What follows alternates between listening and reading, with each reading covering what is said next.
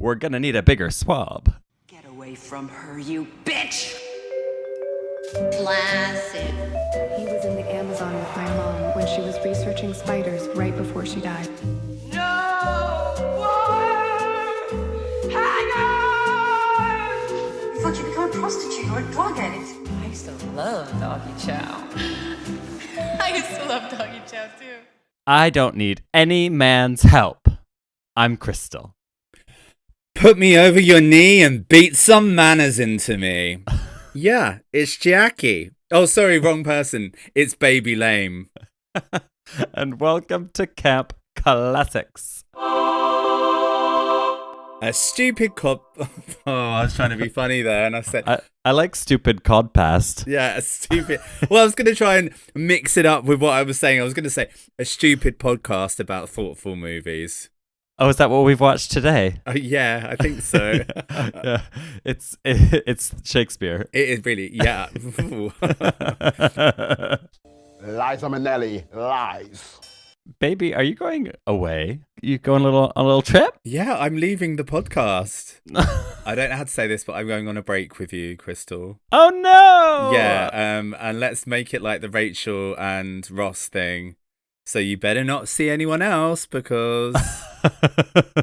Otherwise, that'll be 2 seasons worth of content. Yeah, oh my God, I can't believe I'm quoting Friends. This is why I need to go away, I think. Where are you going? I'm going to America. I've heard it's meant to be a really great place to visit at this time of the world. Do you know what I mean? Molly, you in danger, girl. No, I'm going to be an artist. I'm going to go and create in a hut somewhere in the middle of nowhere. Is that what they're calling the Betty Ford Clinic these days? I feel like that's such a throwback reference, isn't Betty Ford Clinic? Yeah. Does it still exist? I'm like, I don't know, but I feel like I've got to be like a woman in athleisure, like kind of diamantes. Holding a vodka martini. Yeah, I'm basically What's Her Chops in... Postcards from the Edge. Yeah, I'm her. Debbie Reynolds. I'm Debbie Reynolds, yeah. I mean, it was coming. It's like, death hasn't become me, Debbie Reynolds has become me. You tell that to Debbie Reynolds! What have you been up to, Crystal? Nothing that exciting, although just, dispatches from the Life of Reality TV fame. Yesterday, I went for a little STI test. Thanks, syphilis. I wasn't expecting you to take us there, but thank you for sharing. And I was sat in the waiting room, and I hear my name called, and it's like it's a hot young gay nurse. So that's never ideal, is it? That's not really who you want to see. What do you want to see? Like some sort you want to see an old lady who's seen it all, who's like bored of gay people. Is she judging you or No, exactly. She just couldn't care less because she's seen so many gay men. Okay, yeah. So hot nurse calls you. A hot nurse, yeah. And so he's like, well, let's have a look. And I pull my pants down, and he's approaching with the swab. And then he says, oh, by the way, were you on Drag Race? It's not okay, is it? Do you pause as you're going in with the swab, or do you continue to do it as the... Actually, it was quite funny because then my dick retreated inside me. Okay. Classic. Oh, I played that game with you before where it hides away when I've got the swab out and you've got to get it back out again, haven't you? It's like, I don't know why I'm still like miming the swab technique. Oh, it's good. It's helping me relive the moment. Have you got your results yet? I feel like... No. Okay, well maybe you could give us an update. You know how you sometimes edit in your voice just with the little, post note. Perfect. So maybe here. Hey everyone, it's Future Crystal here. The test results have come in, and big news, I'm pregnant. Anyway, all that to say, don't go on reality TV, folks, because I'm glad you said that, because I thought you were going to say don't go to an STD clinic. I was like, not sure that's a message we should be co-signing on the podcast. Wow, this took a tangent, didn't it? Yeah, anyway, moving on. Why are we here? Oh, just before we get into why we're here, we of course have a Gatreon where you can get a bonus episode every month. And you also get a free swab, I've heard, as well. Thanks, syphilis. Do you want it anally or orally? Our latest episode was on Vamp, Grace Jones, vampire stripper, low budget 80s horror. What's not to love? And If you can't subscribe to the Gatreon, you could leave us a comment on Apple Podcasts, a review, a rating on Spotify, or you could send us a message with some suggestions. Or you could post a voice note, you could draw a picture, you could get creative with this, you could launch a rival podcast and show us how to make a better version of what we're doing. Really, there's all sorts of things you could be doing. I'd like that if someone just really tried to destroy us, but like in a long game way. I mean, joke's on them. We're destroying ourselves. Yes. And I But has anyone got that much time to be like, I'm going to take down this podcast? That's why I think I'd like it. Yeah. Oh, it'd be great. Classic camp. Yeah. Yeah, that's classic camp. Oh, it sounds like a TV station that only plays, I don't know, Grace Jones movies. Yeah, I mean, I'm in. But we have had some DMs with some suggestions. Ooh, DM. Ooh. Yeah, we've had DMs. Claudio. Is this why you needed to go to the clinic? Is this the origin story? Yeah, the DMs are overflowing. Claudio says, "Hey loves, eek, loving the podcast. Thank you. Why eek? Sorry. I'm not sure. Is that an excitable eek? Do you think? Well, eek, I'm scared. That's how I would interpret it. I was getting excited, but you know what? Let's not put words in Claudio's mouth. No, sorry, Claudio. Wondering if John Waters' Female Trouble would ever be reviewed. Big love from Amsterdam. I mean, I think John Waters is on the horizon. There's a few that we need to talk about, aren't there? I think we're big fans of Serial Mum as well. So I think I would love to get my teeth into a John Waters movie. Yeah. I feel like Serial Mum is more in our canon than Female Trouble, but I'm open to all of them. Oh, thank you, Claudio, for the message. Yeah, thank you. Appreciate it. Yeah, it's eek, sweet of you. Eek, I love messages. Eek. Eek. Eek. We've also had a message from Lorcan. Hey divas, I recently discovered your podcast and just want to say how great it is. Great fun and great insight too. I've been binge listening and thought I'd throw you guys a few suggestions to add to the mix.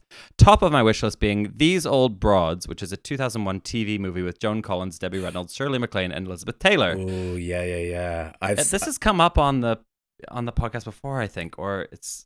Yeah, I saw this a long time ago, and I feel like this, because who doesn't love a TV movie? I feel like we need to explore the realms of TV movie a little bit more. Yeah, I mean, I want to see that movie. Yeah. Whether or not we cover it. Thank you, Lorcan, that's great. Lorcan has also suggested, other than that, I think you should cover Romeo and Michelle's High School Reunion, Spice World, Scream 3, Notes on a Scandal. I think that's the second request for Notes on a Scandal we've had. And Serial Mom. Great. Okay, so we're ticking some boxes. I like how they've skipped some of the genres there. Yeah. I think the importance, it's good to kind of find... Oh, God, I nearly vomited. Sorry. Oh my God. Disgusting! Not again. I'm not going to give you anything else to say with that, so you can keep that. I'm keeping it for sure. That was me vomiting because they were disgusting choices. You're gross. You're gross, Lorcan. You cannot I can't call someone else gross after you just nearly vomited out of nowhere. Oh, never change. Oh, never mind. Change. It's going to be a hard month without you. Bye, pumpkin. Bye, pumpkin. I don't think we actually told people. You're only going away for a month, right? Yeah. And the lovely Sue Gives a Fuck is going to be filling in. So yeah, I've heard she likes to fill in sometimes. Oh. There's quite a crack to fill. Yeah, that's why you go for the jumbo swabs, isn't it? Yeah. We're gonna need a bigger swab.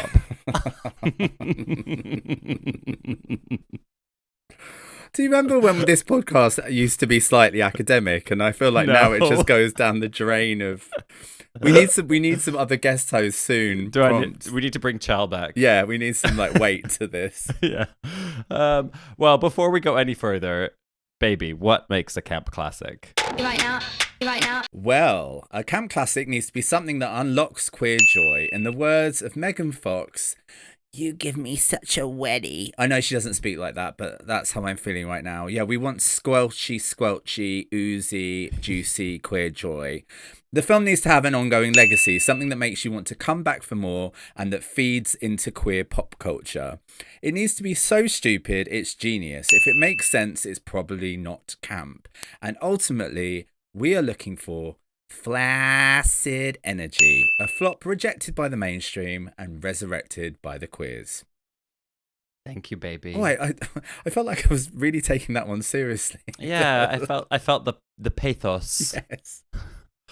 And today we are covering 1985's Red Sonja.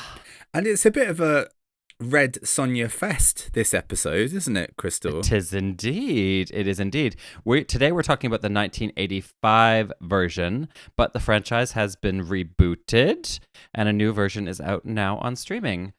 And baby, you already know, but I was able to bag an exclusive interview with the director of the new movie, MJ Bassett. How the fuck did you manage to do that?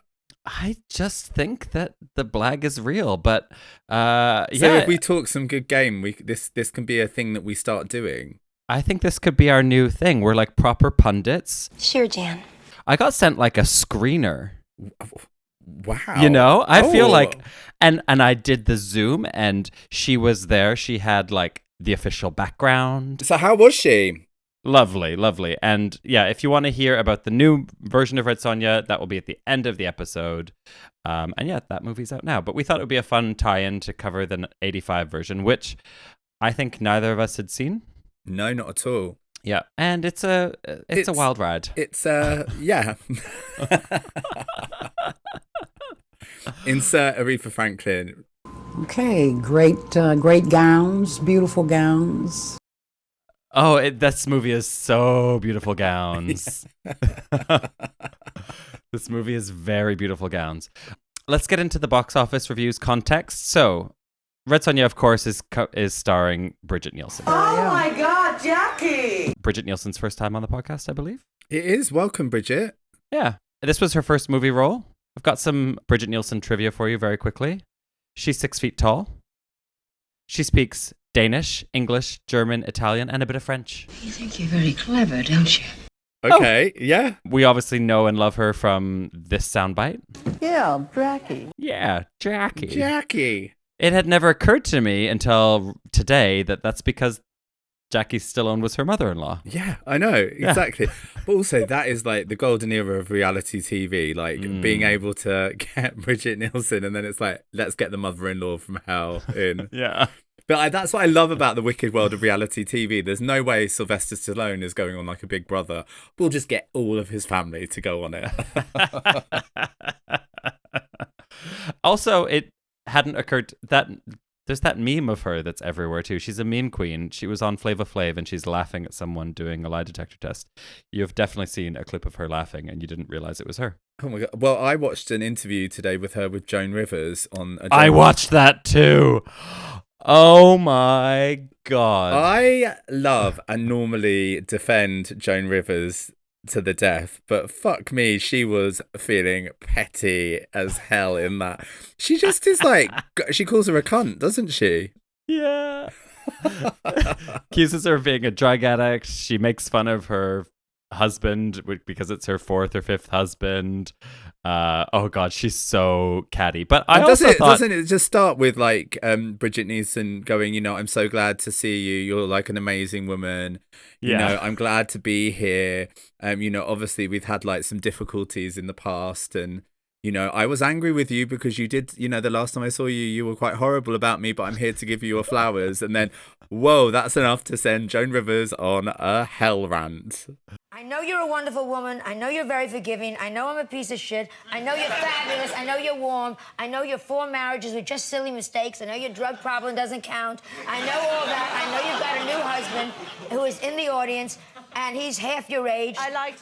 But it does just feel a bit like Bridget's being a bit of a bad sport. And like if she just played along, it all would have stayed light and fun. But Bridget was not having it. She on the defensive. And yeah, she storms off twice. Yeah.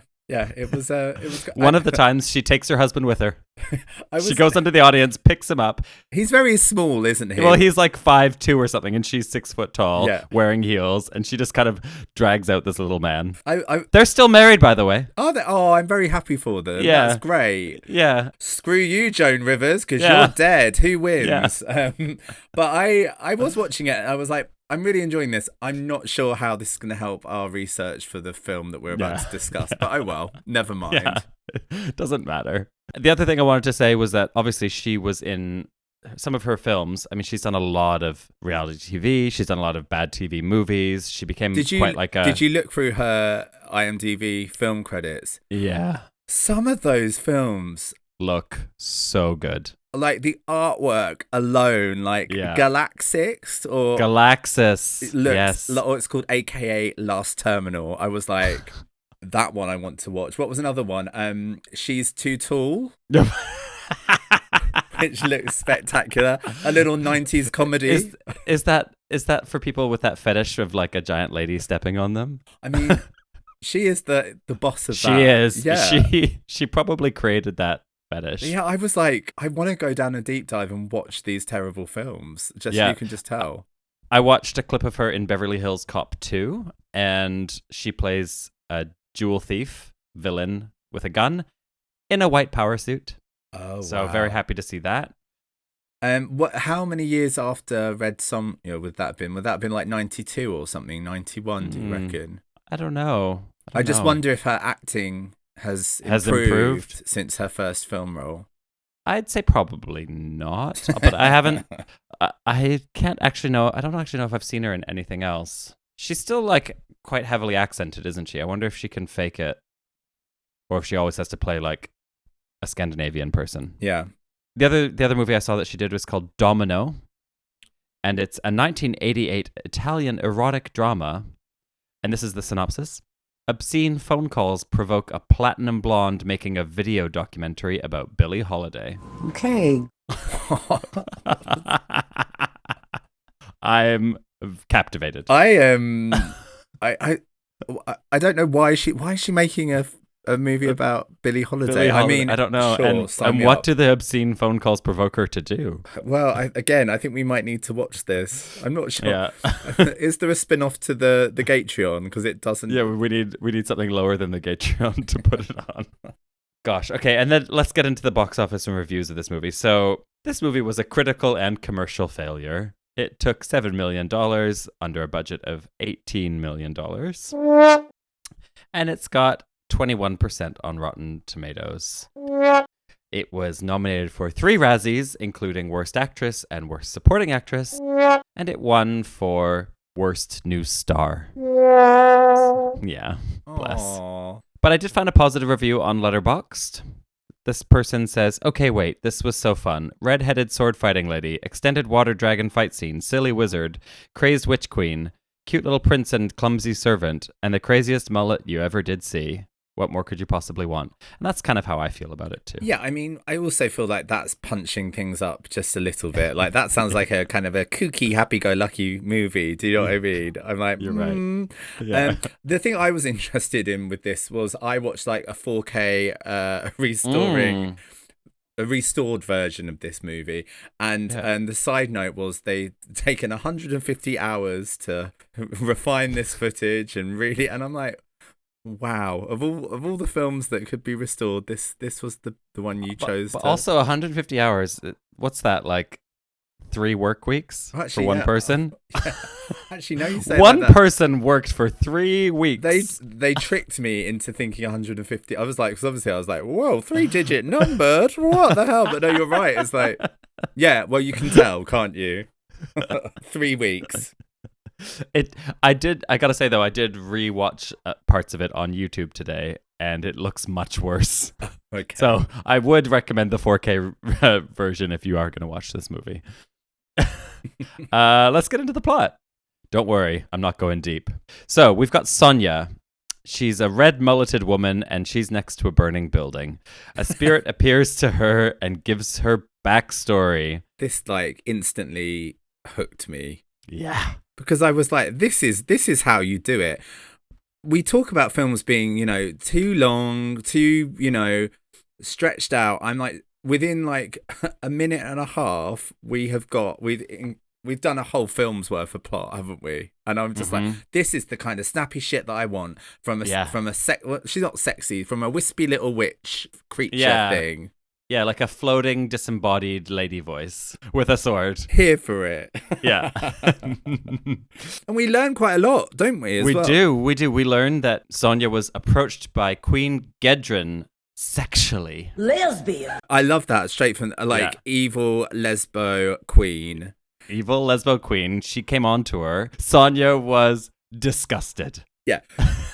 Red Sonja is giving no homo here. She's so grossed out that she slashes Gedren's face and scars her badly, which then prompts Gedren to kill her entire family and have her gang raped, which is a bit of a bummer. A bit of a bummer. It's like, yeah, but... Yeah.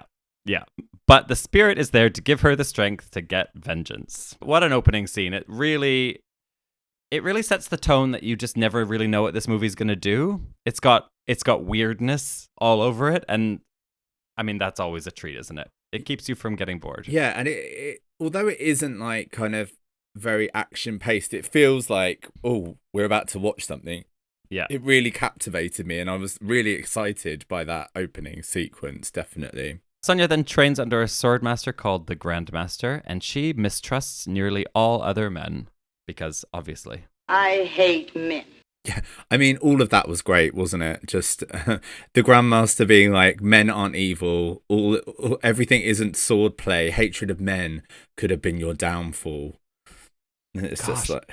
It's like the movie, we'll get into this later maybe, but the movie really is confused about what it's trying to say about, I guess, sexual violence and rape.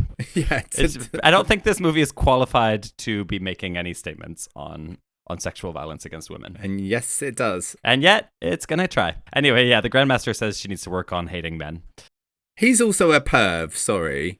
Oh, yeah, he is a perv. Because he's then basically is like, oh, if I was 30 years younger. It's like, oh, fucking hell. But also it does set the tone as well that she is this highly desirable woman, isn't she, in the film? Yeah. Well, I don't think she meets a single man in this movie who doesn't want to fuck her. Yeah. I hate men. Again. Problematic. Not great. Then we go to a nearby temple and we meet Varna, Sonja's sister. Great hair, great wig. Great hair. It's kind of Grace Jones in Vamp. Yes. Yeah, she's got like a pale blue contact on as well. Just kind of flat, very straight red bob. Yeah, it's sort of giving me early days Gaga, where she was making like the headpieces out of bits of cardboard and spraying them silver. Do you know what I mean? It was like, oh yeah, Gaga, give me some. But Varna is in an order of priestesses who are preparing to banish the talisman, a mystical light-powered relic that created the world. I found their ceremony very cunty.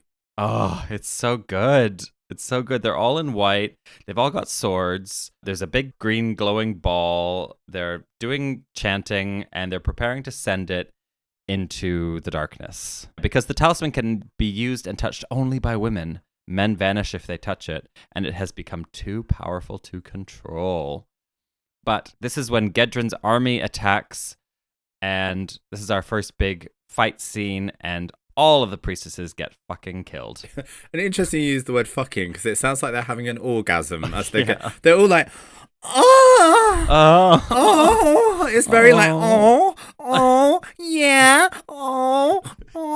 yeah. So, and then it turns into screams. It's really weird. Yeah. And then when they're pushed down a hole, and I'm like, is there a dark room below? Have they landed on some like beds, and then they're now they're just down there. Are they getting finger banged to death? Yeah. Still looking for a film with that, but yeah, they're literally like moaning, going, "Oh." It's any excuse. Let me just have one more because I know I can't carry it, but I just want to be like, "Oh yeah, oh." Okay. Yeah, it's out of me now. I'm sorry for done. that. I'm sorry. That was women dying, and you're laughing. No, I felt their pain. I'm an actor. I was reenacting it. Because we don't have the clearance to play long clips in these podcasts, so it's important to reenact the scenes.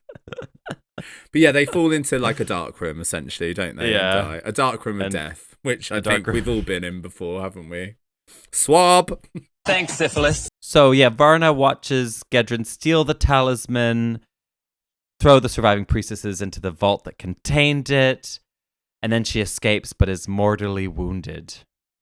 And she's discovered by Calidor, the Lord of Hyrcania, who is Arnold Schwarzenegger and who is definitely not Conan the Barbarian. Oh, is that like a purposeful thing that he isn't Conan the Barbarian? Or So this is, I guess, a good time to get into this. This is basically the unauthorized third movie in the Conan franchise. I didn't know. and I thought it was authorized. I fell for the trick. Yeah, the producer didn't want to pay the rights to have the Conan name, so he just swapped out Conan for Calidor. Oh my god. And am I right in saying as well that Arnold Schwarzenegger was tricked into doing this role as well? Yeah, explain that to us. Yes. So he was in like a multi-picture deal with Dino De Laurentiis, who is the producer of this movie. Big, prolific kind of B-movie producer. And he said, Arnie, will you do a cameo in my Red Sonja movie? And Arnie said yes, and thought he was coming in for a week, and ended up being 4. And then he found out he was getting co-star billing and was on the poster. And because I read as well that they had extra cameras that were just sort of filming stuff, so they had loads more footage of him than he thought he filmed. It's really, really, really funny. It's like, imagine living in a time when Arnold Schwarzenegger was famous enough that you, like, if you just tricked him into being in your movie, you'd have like the chance of success. It's just so confusing. It's so confusing because he's another terrible actor. Like, Brigitte is not doing a good job here. Neither is he. We've got two incredibly untalented actors. It is like, I'm like actually gagged for word to try and explain what it's like to see them on screen together. Yeah. Because, you know, we've all seen Arnold Schwarzenegger films. Maybe we've not watched Brigitte Nielsen in films before. She's less of a kind of a figure for that, but it's what Arnold Schwarzenegger's become synonymous for, and to the point of like in Terminator, Batman Forever, it's what we expect from him, and he's kind of built his that's just what he is, right?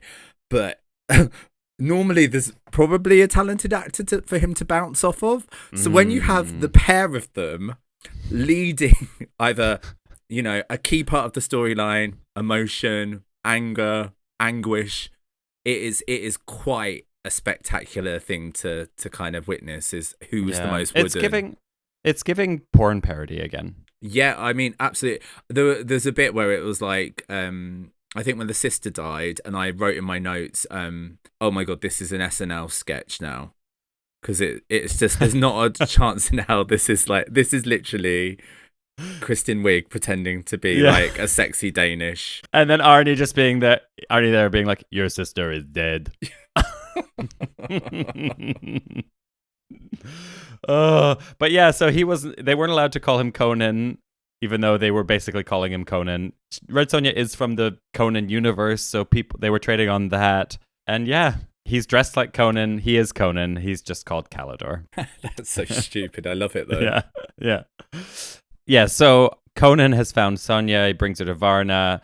Varna's dying. Before she does, she tells Sonja to find the talisman and to send it into darkness before it ravages the world with storms and earthquakes.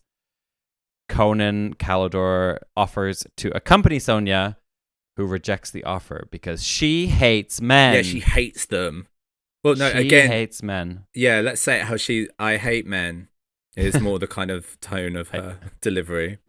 I don't need any man's help. I don't need any man. That's pretty good. There we go. So we can yada, yada, yada. And there's various adventures on the way to finding Queen Gedrin, including lots of fights, more rape threats, and Sonja killing lots of men. And there's some fun beheadings. Yeah, there you go. Yeah. If you watch it on YouTube, you don't see any beheadings. I'll just warn you. So another reason to watch the 4K remaster. There's a lot of heads spinning into the air. Yeah, which is very satisfying. I will give it that, absolutely. Yeah. She at least kills everyone who threatens to rape her. I don't believe in the glorification of murder. I do believe in the empowerment of women. So should we talk about the violence? Should we talk about... Sure, yeah. Because, I mean, this is something I liked about the movie, was I liked how physically capable she was in the role. Yes. Like there's a lot of sword fights, and they aren't. If you listen to our previous episode, on Charlie's Angels, we spoke about how, as women in action films, their roles sort of flip between, 1 minute they're these kick-ass fighters, and then the next they're kind of these like desperate single women that are just fawning over men. You don't get that in this, and I don't know if that's maybe due to her limitations as an actress, but like the fight scenes are really juicy, aren't they? Yeah, they are. She brings a lot of physicality to the role, and apparently she was cast 8 weeks before the filming started, so she didn't have a lot of time to learn sword fighting or anything like that, and she does a pretty good job, I'd say. It looks physical, it looks demanding, it looks like she's really throwing herself in. I kind of buy all the fight scenes. And she also is fighting mainly men. Yeah. Which, again, I think is a trope we always sort of discuss, like Batman Forever. We discussed, God forbid that Poison Ivy fights a man. It's like that's basically the sole reason Alicia Silverstone's in that movie. But it's just really nice to kind of see someone who is meant to be an incredible fighter taking on men and armies. I mean, the only time I really didn't like it was when there was that, like, the guy with the fat belly that she was going to slice open, and then she beat and killed him, but then all of his, like, army, and it was like she didn't get a chance to fight them, and that's when the old Conan, oh my god, it's not Conan, Arnold Schwarzenegger comes in and he does that work. Yeah, he kind of saves her. Yeah, and it's just, I was a bit like, we don't really need to see that there, but... No, it'd be nice... I can see why the plot needed him to save her at some point. It would have been nice if the first time she was like, fuck off, I don't need you, and she just killed all of them herself. Yeah, totally. That would have been good. Yeah, absolutely. Good. But in saying that, though, it's still quite an interesting representation of a woman in the 80s playing an action role, I think. And like, aside from like how incredible she looks, like the outfit is hot, like she looks gorgeous. She doesn't play up to her sexuality at all in the movie. No, you never get like a lingering shot on her butt. She's not in the shower at some point. She's never really sexualized by the camera. And yeah, that's really true. I mean, how can you be with a mullet like that? It's a spectacular mullet. It is a severe mullet up in here. I think I was watching this and thinking, I think that might be a new camp clue. If there's a prominent mullet in a movie, you might be watching a camp movie. I mean, she's got inches on that mullet, hasn't she? Yeah, it's like down to her butt. Now, is that a practical thing? Because I'm thinking if I'm just trying to get in the head of the character a little bit now. So if I'm Red Sonja and I'm getting my hair cut, is it that I just need, I need it like, business at the front, party at the back kind of vibe. So, day to day, if I'm going to be fighting and stuff, I don't want my hair getting in my face. Like, so let's keep it like really short at the front. But then maybe just to kind of give me my glamorous fantasy, I go for the long inches at the back. Is that the reasoning? Do we think? Interesting.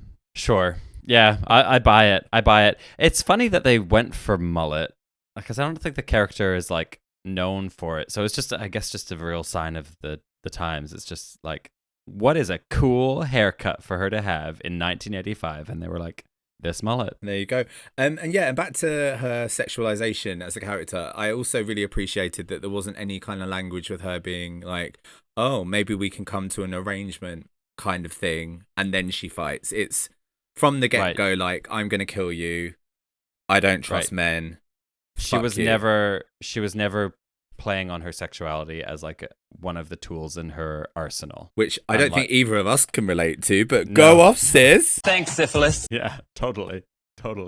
That's also quite funny when you think about the source material, which she's often held up as like the poster child of the male gaze. Like, if you look at her depiction in the comics, she's chainmail bikini. She is like the OG girl who wore the impractical outfit to be a fighter. It was just tits, big red hair, lots of ass, like basically a thong chainmail bikini.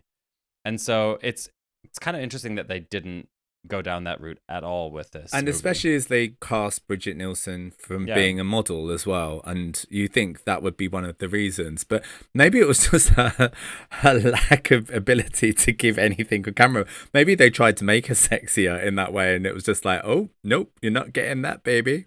It's giving very like early Gal Gadot. I can't say her name. Yeah, you're so right. And enough champagne to fill the Nile. And enough champagne to fill the Nile. It's very that, isn't it? Kal-El, no. Kal-El, no. What do we think of the other characters? What do we think of the other characters in this movie? I was going to kind of avoid talking about them because they annoyed me so much. I mean, we can do a quick... I mean, there's like a bratty kid prince who thinks he's the shit, basically. He's the comic relief. He's the wisecracking kid that every 80s movie had to have. He's also terrible. He's the worst part of the movie for me. I mean, he's good at, like... martial arts. Yeah, that he's doing. Yeah. They've obviously hired him for that. And I think something that was quite like refreshing for me to see in an 80s movie was that a POC child was hired for the role of like, you know, a far off land kind of thing, rather than like the Drew Barrymore of it all and them kind of or like getting Macaulay Culkin. The crankies. Yeah, just I was like, okay.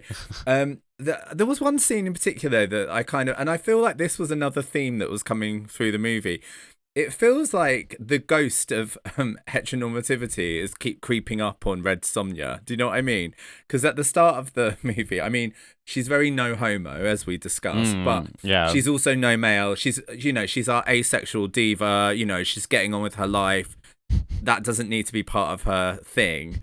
But then, you know, obviously, Conan the Barbarian is like slowly trying to fuck her. And then everyone else wants to fuck her. And then she slowly sort of starts to get feelings for Conan.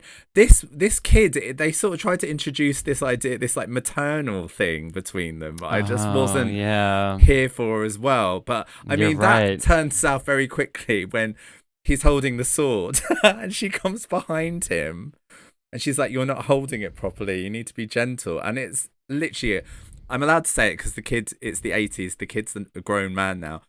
He's holding the sword in like an erect penis area and she's coming from behind and she's like gripping it. And I was like, how is this made the cut? Because you could imagine this if this was an adult, it being like a sexy, and I'm not sexualizing it. Pottery. Yeah, it's because he's literally being this like wannabe toxic man, but then he's like swinging around his sword, which obviously has phallic connotations. I was disturbed by the paedophilic nature of this scene, which is not a camp thing. Thank you for highlighting that. I know it was a long-winded way around, but I had to get there.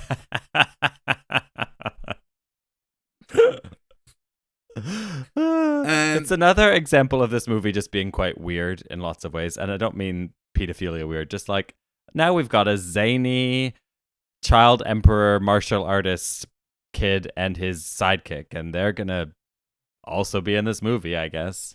We've then got Gedron's gay wizard. Oh yeah, I forgot about that one. So we cut to Gedron's castle, and my we god, meet I'm sorry, him. like the realization has just hit me again. Explain it all. Let me relive it. So we cut to Gedron's fortress, and they get alerted that someone's approaching the fortress, and so Gedron's gay wizard, who is fab, he's got like 6-inch nails and he's just all about potions. He uses a magic screen to show everyone in the throne room the approaching enemies. But he turns on his magic screen and there's just a sexy lady dancing topless.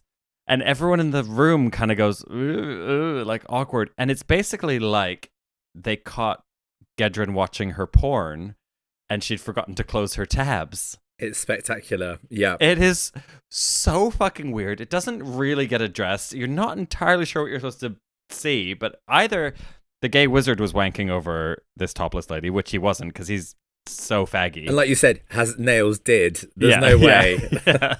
Or it's the lesbian queen who we know. Who's already got her little prisoner woman. Lesbian sex slave, yeah. I mean, it's such an unnecessary touch, but I'm here for it.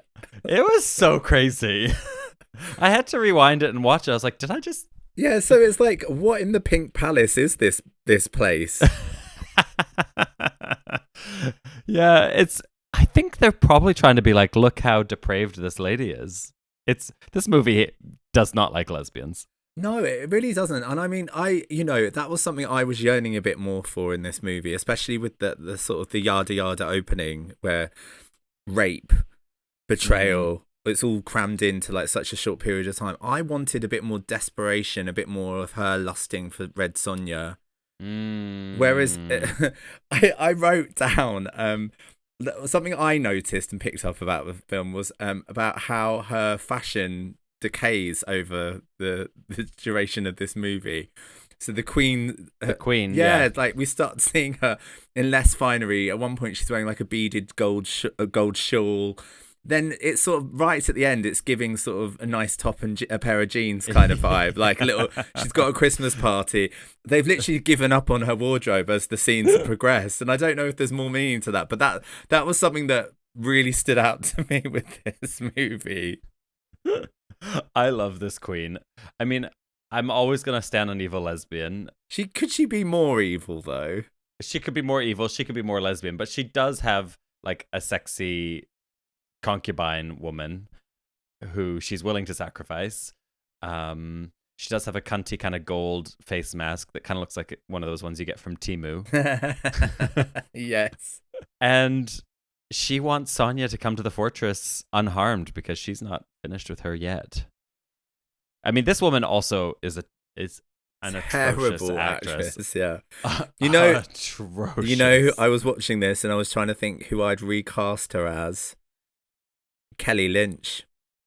From Charlie's Angels, the movie. I think Kelly Lynch could have done a great job here.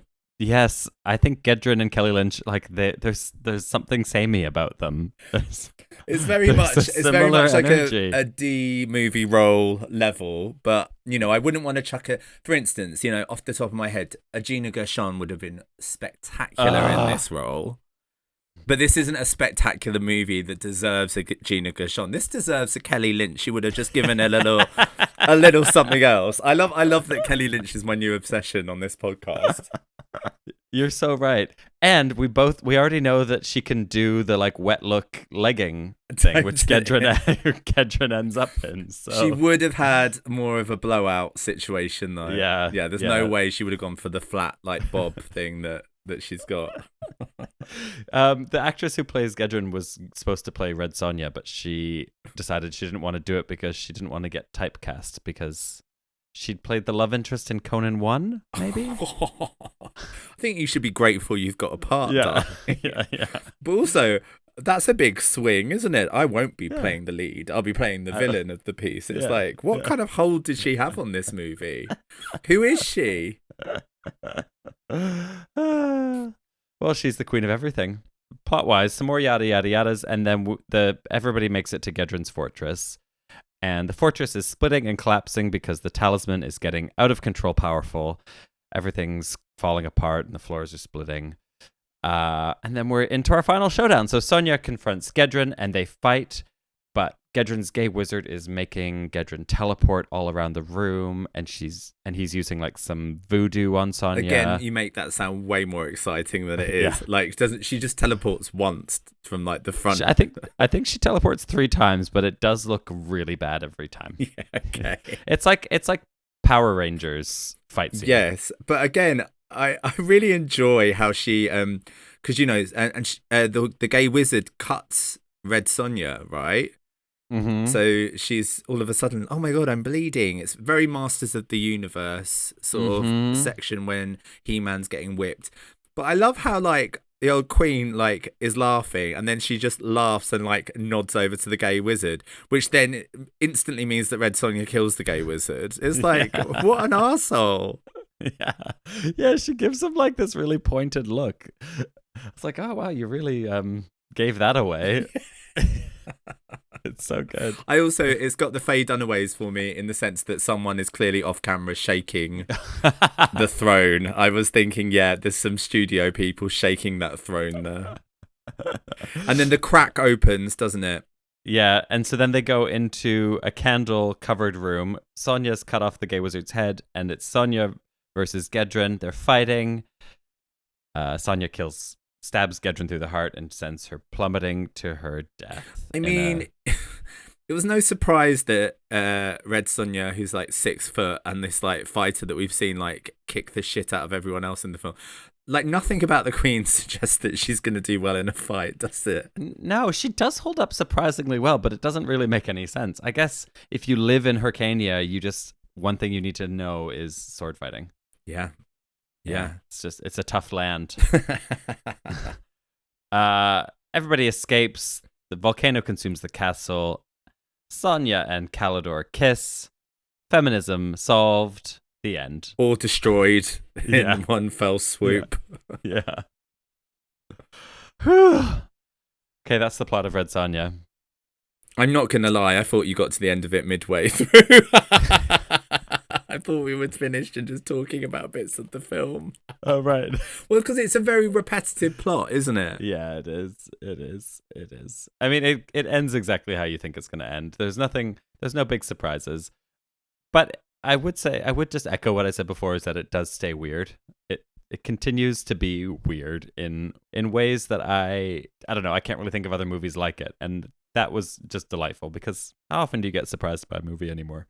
That's true. Yeah. What parts were there? Any parts of it that you found camp? Because there's 2 moments that I really enjoyed that are quite small details, and that's when when Vanya is fleeing the first massacre in the castle, and she's escaping. I really enjoyed that she's like, is the castle based in like an outdoors adventure park? Because it's got the zip wire, and she just sort of jumps on that. And I was like, where are we? What in the like Go Ape is going on now? So that was one thing for me.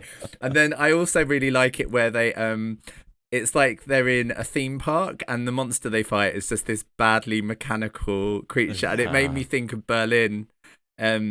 Oh my God, you're so right. Yeah, Monster Cabinet. Oh my God, you're right. Because they're both fighting, and it's literally the metal monster just does like 2 movements in the water, doesn't it? It's just like, and they're like on top of it fighting it, and I'm like, what the fuck? But like you say that, it looks so bad, but I also was thinking to myself, like, okay, but in 85, this was probably like quite an expensive thing to do, and they've built a big set piece, they've flooded it. They've got this mechanical monster. It's like, this looks complicated to do, and yet the result is still really, really bad. Well, since you were saying that they conned Arnie into this movie, I was wondering, do you think he also just was like, he went to like the lockup where all the props and the costume were for Conan, and was like, all right, let's break in here and just nick them? Because it's like, rather than like make that makes sense specific things, it's I wonder with a lot of these films, like how recycled a lot of those costumes are. Well, because I think the costumes in this movie are spectacular. There's like... Except for the Queen. Yeah, except for the Queen. Because at the end she is wearing a pair of leggings and a piece of gold lame wrapped around her waist. Yeah. But for the most part, like those priestesses, they look amazing. The Grand Master, that is so cool. All of the like background villains are in these like elaborate headdresses and like big armor pieces. And someone was having a very fun time like creating a world. Aesthetic I really love in the sort of 80s movies, fantasy movies, is when they merge with like painted backgrounds, and they're kind of they're like these fantasy backgrounds, but they're sort of quite painterly, and I just think I love that. It looks like really gorgeous, and it's not attempting to be real. It's kind of a bit like Wizard of Oz, like, but the next step forward, and I always just think that looks really beautiful. So I love it whenever they do that kind of thing in these movies. Totally. There's a lot of theatricality to these sets where you're like, you can't really shoot this from other angles, can you? Because it won't work. Yeah. So you have to shoot it from one place. So you kind of feel like you're in a theater watching some of the scenes, which doesn't necessarily help it feel like a real thing you're watching, but it does give it a fun effect. What do we think about this whole bloody are they, aren't they thing with Brigitte and Arnie? Because they did fuck in the end, didn't they? But it's like this whole thing that they're fighting, and yeah, I mean, what do you think about all of this? I feel like we just need to discuss it a bit more. Yeah, it's a real problem for me. So this whole movie is basically about Sonja hating men and learning to love them again. But it very clumsily sets up the reason that she hates men as the fact that she was horribly raped. And then it immediately pivots away from that and basically implies that she just needs to get over it. Yeah. So it's like it's the inciting rape in this movie is like the reason that it all kicks off, which is like already a real fucking problem. Like you should not use sexual violence against women as a motivating factor for a character. But then you also, if you're gonna do that, then don't immediately in the next scene be like, get over yourself. You need to learn to love again. Yeah. Like, basically, this movie has no business trying to make any commentary about any of it. She just doesn't have the vernacular that she thinks she possesses. I think we need a rule that men shouldn't be allowed to depict rape in movies. I think we need a rule until they can be trusted to handle it appropriately. No men dealing with rape. Yeah, and then it's this whole challenge that she sets Arnie, isn't it? Which is, the only man who can ever have me is someone who beats me in a fight. And he even implies, that's someone that wants to kill you. And it's like, that's an interesting concept. But then they go for that fight, don't they? And it's like this thing where they're fighting. And it's like, again, the dynamics there are really off because you're like, she's fighting to not then let a man have her. And it's, why is she doing that? And then the bratty little kid even comments on it. Like, who's she kidding? We all know she doesn't want to win. Right. He says that during the first fight. And it's just like, oh. Yeah. Basically, the movie implies that she's frigid. When actually she's been through a horrible, horrible trauma. Yeah. And I mean, maybe she is homophobic. Yeah. But that was pre all of this stuff. So that's a different thing. That's a different problem. And we have no choice but to stand our homophobic queen. There's something about, look, I don't know, maybe I'm thinking differently about homophobic people, but there's something about that moment that I'm just like, hell yeah. Get her. And then at the end, I don't know. I mean, they never would have done this, but again, I think when we talk about these movies, we like to fantasize about different endings and different. I was thinking because at the end, they sort of reinstate this fight idea, and this time around, it's Arnie thinks he's being clever, and he's like, "Oh well, the only woman I'd let spend time with me is the woman that can beat me in the fight," and then. That's the sort of the prompt for Sonja to fight him, and they go to do their sword fight, and then they lock swords, and then that's when they kiss, and that's the end of this fucking awful film. But I thought it would have been spectacular if that's when Sonja got her sword and stabbed and killed Arnold Schwarzenegger, and then there was like a flare of music, and it's like Red Sonja, and then she just goes off into the distance, and she still hates men, and I was like, that could have saved a huge section of this film for me, I think. I do believe in the empowerment of women. Imagine. But I kind of feel like because the history of this film, like since this movie, there's been so many talks of people remaking it, haven't there? So there was Robert Rodriguez was going to remake this with our good friend, yes, friend of the show, Rose McGowan, and there was like an incredible poster, for that licking blood off a sword, and then there's like another one of like all of these skulls like piled up, and she's like holding a sword, and it was very much in the era of sort of Sin City and that aesthetic, and. I mean, obviously, I don't know how far down the line that version got, but it obviously must have got quite far to have had like studio artwork teasing it. But I feel like I feel like there's a world where I want like, if you're going to get like a vengeful Sonja, I want more fury. Totally.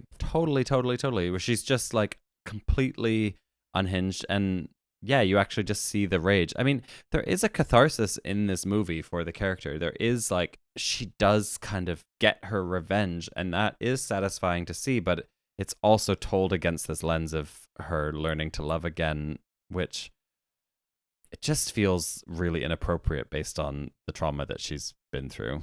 Yeah, I watched Planet Terror recently. We were talking about it, and that's obviously Robert Rodriguez with Rose McGowan, and there's a rape scene in that as well that's like, God, you just like... Oh, is that? Oh, I haven't seen that film for a while, so I don't remember that. Oh, Quentin Tarantino makes a cameo, and then he's like going to try and rape Rose McGowan, but he's turning into a zombie, and his penis is melting off. It's like horrifying in lots of ways, but even despite it being portrayed as like a thing that a bad man does, there's still this element that you're like, a straight man is still making this, and there's a chance that he's finding it all a bit titillating, which is just so gross.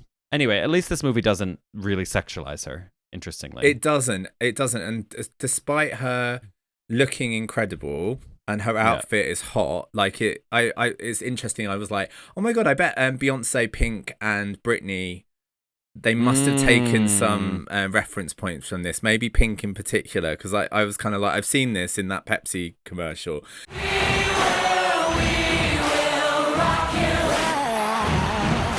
You're so right. It's also very Xena. Yeah, exactly. And she does look hot, but she doesn't have costume changes. She doesn't have... There's just not that element to it. And I liked that, even though I didn't like the bigger picture that we're talking about. I liked that she was so asexual. And I just thought that was a really interesting thing to see, because we talk about stages of films linked to when they were made. And I just think it's really nice to see a character not depend on sexuality. Totally. But yeah, I mean, almost everything about this movie is really, really, really bad. Oh yeah, totally. Like, the acting is terrible, the story is terrible, the script is terrible. Do you know something else I found so jarring was how silent the film is? And I don't know if that's just because we're so used to like big musical scores on things, but like there's so much dead air in this film. But that's so weird because they had Ennio Morricone, I'm probably pronouncing that wrong, who's like a really famous film scorer, composer. Wow. He's a very famous composer, and so it was like a big thing. Like it's even on the poster, music by, Do you think they couldn't afford the full package? It's like, yeah, maybe they were like, we can use them for the getting. opening credits, and then after that, we're gonna have the to budget's just run out, and then because like the end scene, which is where you really want like big, like dramatic, in that last fight, and there's just nothing. It's just nothing. It's so weird. It's so weird. And I know I'm only thinking about this movie because we just watched it, but it did remind me a bit of Vamp in the like low budget, just like. It's trying to be something bigger than it has any capacity to be. But I think what made it much more fun and watchable for me was that it had a female lead. So at least whenever the movie was shit, I still had someone to watch that I was interested in. Whereas we had two straight men leads in Vamp, and I was like, I just don't care what happens to them, and I want them off the screen immediately. I never wanted her off the screen. Yeah. And in fact, I was like, oh, maybe soon she's going to be on screen with the evil lesbian witch, and that'll be even better. Yeah. So I was kind of constantly excited about like what was going to happen, even though I knew I was watching something that was just a piece of shit. I mean, we've mentioned this before, and this is a problem for me and for you in assessing a camp classic. If I'm getting bored, that's not a camp movie. And there were parts of this where I was like, this is boring. And it's still a punchy 90-minute film. Like, it's not. Yeah. But it's not even 90 minutes. Is it not? But I was watching it like, oh God, when is this going to end? And that's not a good sign of view, is it? It's not a great sign. It's like another one of those movies where if you distilled the camp moments into like a 10-minute supercut, you'd be like, wow, this looks really fun. Like, actually, even that 4K trailer. Yeah.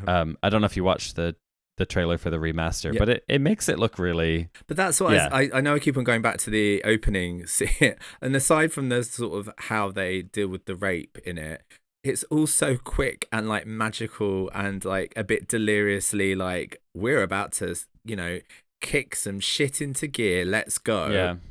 And it just doesn't have any of that pacing in the rest of the movie. No. I still felt hopeful for the first like probably quarter of it, because I thought those priestesses with the swords were cunty, and I was like, oh, they're actually things are getting really surprisingly violent, and like it's staying weird, and oh, what's this like giant Buddha statue, and she's fighting with this weird sword master. Like, it was staying weird, and then yeah, it really did lose its way in the middle when she's just like on her way to the fortress and having to like deal with all of the challenges on the way.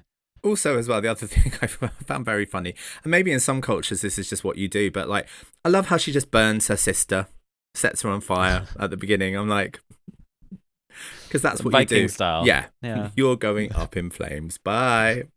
My sister is dead. I don't need any man's help.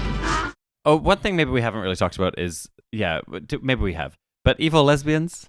Love evil lesbians. Yeah, just more of them, right? Yeah. Like, why is homophobia okay when it's in the 80s? But yeah, do you know what I mean? But also, it's just funny. I think evil lesbians have way more potential than what we saw in this movie. And like, let's get really fucking evil, okay? Sure. And like, no, I agree, but like, there is something funny about 80s homophobia. I don't know. It tickles me. It tickles me. And also it's just refreshing because we're so used to like No, because we're so used to like queer coded male villains. And like it's not that often you get just an out and out evil lesbian. Yeah, and we welcome it with open arms. We do. We do. But as I said, imagine someone like a Gina Gershon playing that. Aren't you gonna come here and give me a big kiss?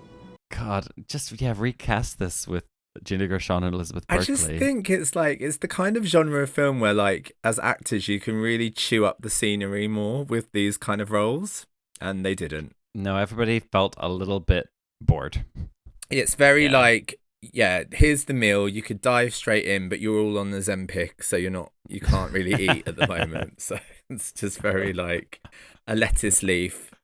This is all I can manage. Would you recommend people watch this movie? No. I don't think I would. I didn't not enjoy it, but I can say I'm never going to watch this movie ever again. I can definitely say that. And what about you? I don't think so.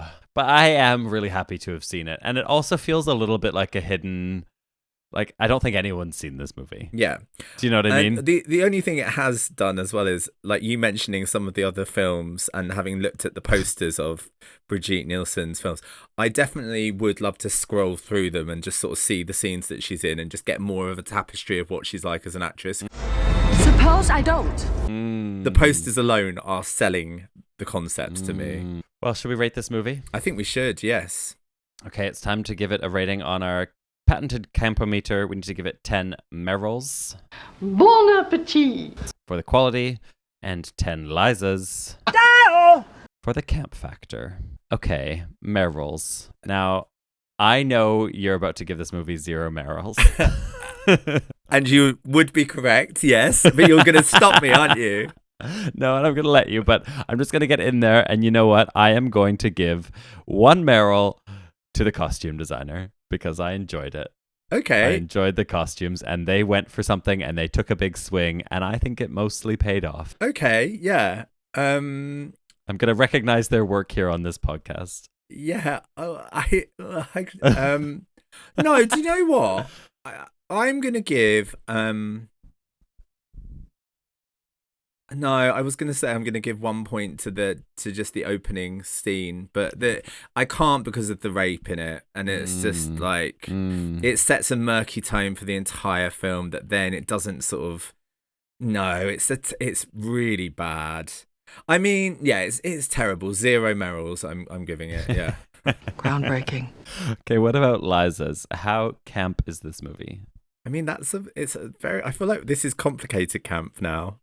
Yeah, it is. Because the fact that Brigitte Nielsen cannot act makes this film very, very, camp. Like, very, very camp. You've got every person in this movie unable to act. Every single one. Yes. There is not a single actor in the movie. Which is an achievement. I know it's a low-budget Hollywood film, but that is an achievement. There's not just one person that was like, oh, they were underused. No.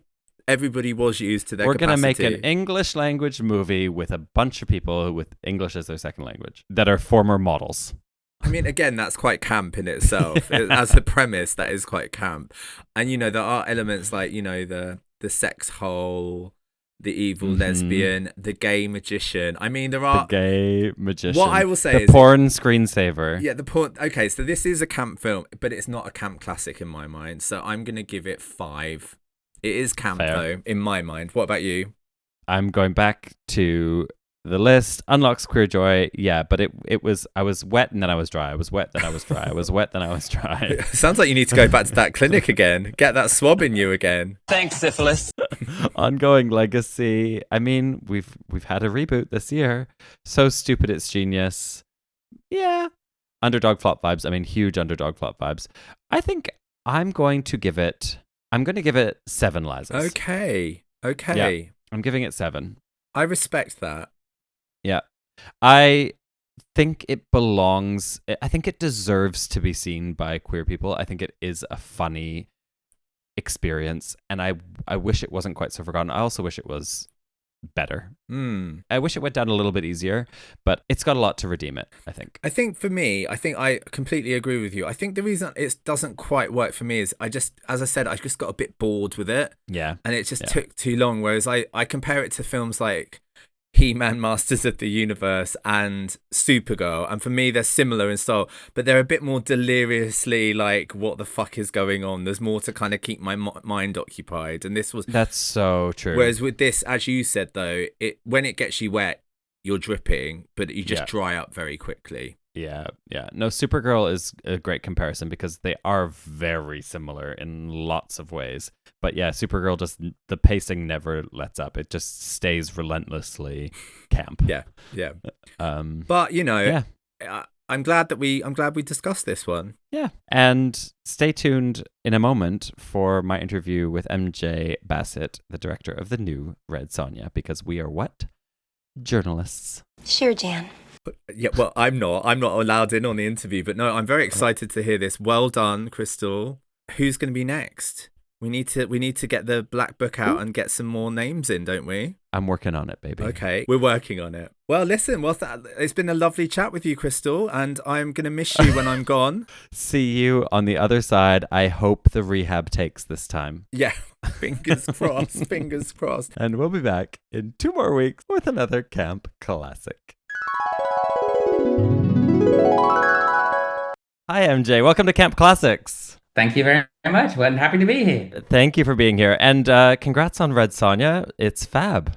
Oh, that's good. I'm glad it's fab. that was the intention. That was the intention. Good. Well, congratulations. You made your mark. I want to get into something at the top, which is one thing that when we discuss camp movies on this podcast is we look for an element of queer joy. We say that something camp is something that unlocks queer joy. I'm wondering for you, what is something that unlocks queer joy for you when you're watching a movie or a TV show? Oh my goodness me, what an interesting question. I just thought, when you watch somebody with compassion and inclusivity, it's like I don't need much. I just need to see a little bit of. I think it's compassion. The moment you see people engaging in a real way with maybe it's like the divert, because I'm woke as it comes, right? So it's like I just want to see somebody see an other person, and I mean otherness in the sense of different in those kind of very profound ways. And just go, it doesn't matter that you're not different. I want people to not care.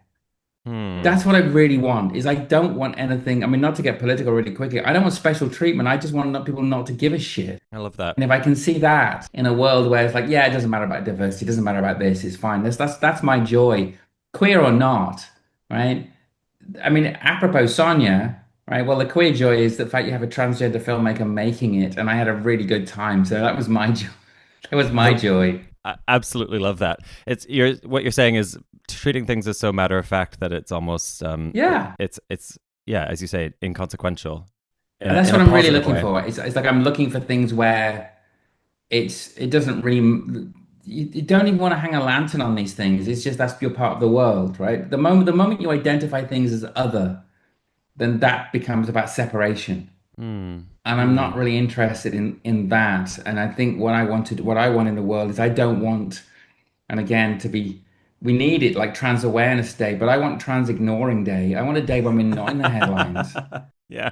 I want a day when we're not being politicized. I want a day when nobody gives a fuck about us. Yeah. Right? Yeah, I think but that's in fabulous. an incredibly benign, neutral way.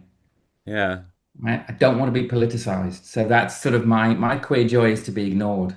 Oh, I love that. That's a new one for me, but actually I think it's incredibly relevant in 2025. Yeah, thank you.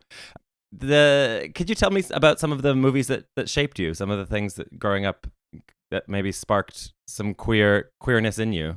Well, no, because the thing is, I don't really call myself a queer filmmaker. That's the other thing. Is like I tend to make quite robust genre stuff, and for most of my life, you identify things where you go, okay, yeah, I like the Rocky Horror Show, but okay, well, fine, but you don't have to be queer for that. You have to be just a human being with a kind of sense of rhythm. But if you're asking me what influenced me as a filmmaker, then that's one thing. If you're asking me what influenced me as a queer filmmaker, I'll say nothing because it didn't matter. I love that. Well, tell me as a filmmaker then. Well, okay. So Blade Runner is my favorite movie, right? So there's that. But what influenced me, Alien is the reason I became a filmmaker. But but I grew up on like the movies of Ray Harryhausen and Jason and the Argonauts, those kinds of films, creature features, monster movies. That's what I adored. I'd love Star Wars and I'd like all that kind of, but I never thought about who made them. And then Ridley Scott just kind of opened my eyes to, you can do a thing. And then I bought a video camera, those old bulky VHS shoulder-mounted video cameras, and started making short films. And everyone says, you want to make short films about animals? I said, no, I want to blow shit up. Because it's like, I want to make animal stuff, blow shit up, and wear a dress. And nobody knew about the dress stuff for years. That sounds like queer joy to me. That's queer joy. Queer joy via many decades of unhappiness. But yes, I got to it eventually.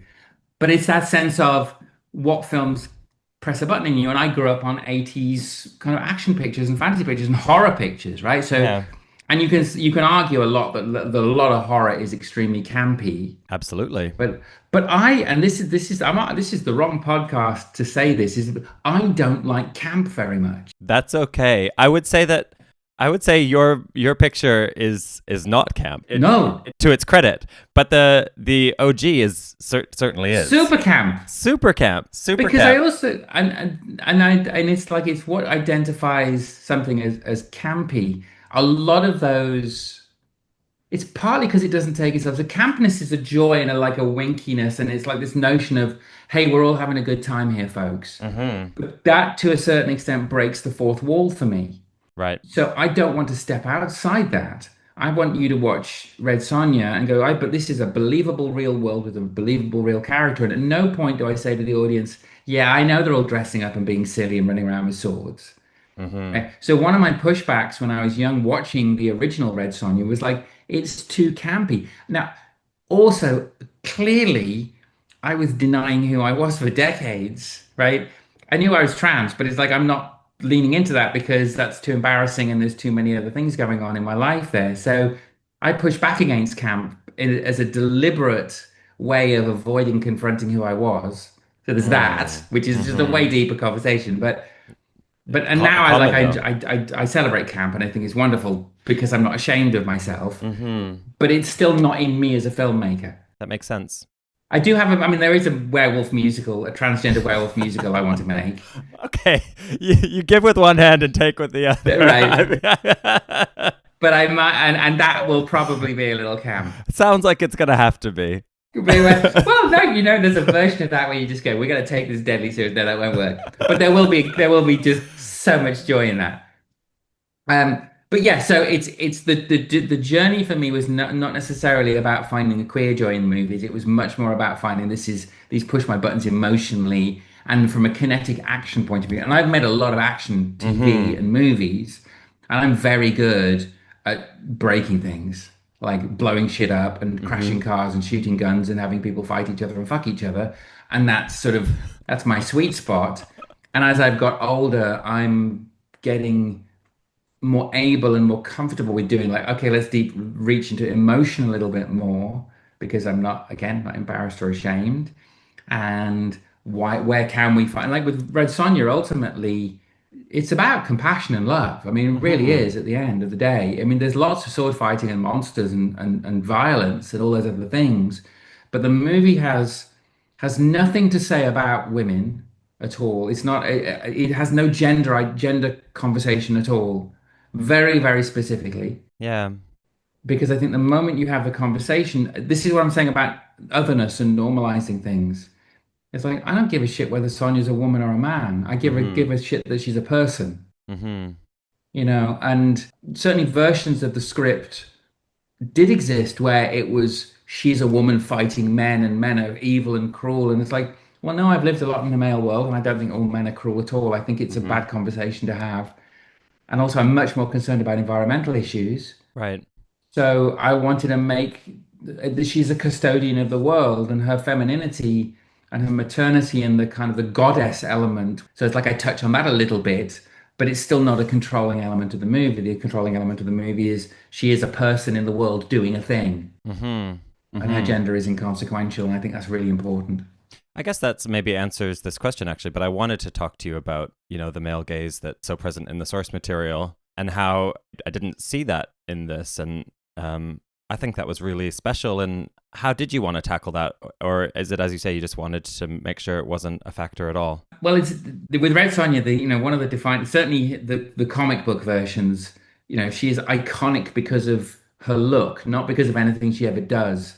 She's a sports model in a chainmail bikini, right? With that, and so she's so iconic. There's no way I could make the movie without addressing that and touching on that. For myself, I wasn't interested in objectifying her, and that was obviously that's part of the fact that she's a woman is inconsequential. But you can't deny it, the audience. You can't deny that history. So the answer was to lean into it and say, oh, she's going to wear a chainmail bikini. It's not going to be her choice. It's going to be because something is expected of her as an object of gaze from a crowd, right? In the way that I don't know, beach volleyball players, women were expected to wear bikinis, right? Well, that's not about playing volleyball, is it? That's nothing to do with the sport. That's something to do with how people want to watch the sport. Now, by the way, it's up to an individual to choose how they are viewed in the world. I have no judgment on any of that at all. But it's a similar, for me, Sonja was a similar thing. It's like she's presented to a crowd as a certain kind of woman, and then she immediately demonstrates she's not that kind of woman. Right, exactly. Yeah, it's a fabulous meta conversation that's happening in the movie, which I really, really liked. Another element, I guess, that's really present in the original, which is missing here in a positive way. Sexual violence is a real device for the character in the 80s movie. What was the choice there? And the choice is that I incredibly strongly object to using rape and sexual violence to women as a motivating factor to give them power.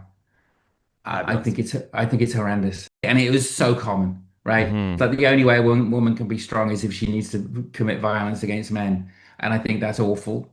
And I know that it was a trope, and it continues to be a trope, and I tried to avoid it desperately, and I didn't think it mattered. Right. I mean, there's still, like her village is destroyed and she comes for revenge. Like there's certain motivating factors. And I don't, I mean, like when you look at I Spit on Your Grave and those old horror movies back in, there's always some element of violence. And that's not to diminish that sexual violence against women is still incredibly prevalent. But I don't think it should be a narrative device to give them power at all. So yeah, it was a total conscious choice. I didn't want to do it. I wasn't interested in it. It was a red line for me. Now, it's interesting that Matilda Lutz, who plays Red Sonja, is in an amazing movie called Revenge. Yeah. Which sort of does deal with that. Yeah.